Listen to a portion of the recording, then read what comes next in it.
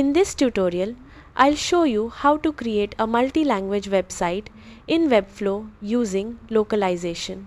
Let's get started. Open your Webflow project and go to Site Settings. Make sure your site is on a plan that supports localization.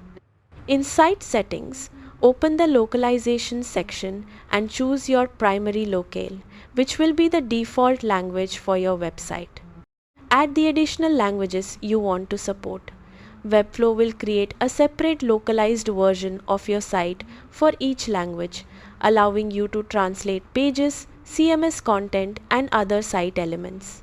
Save your changes, then translate your content and review each language version to ensure everything displays correctly. Publish your website so your localized pages go live and visitors can switch between available languages. That's how to create a multi-language website in Webflow. Thanks for watching.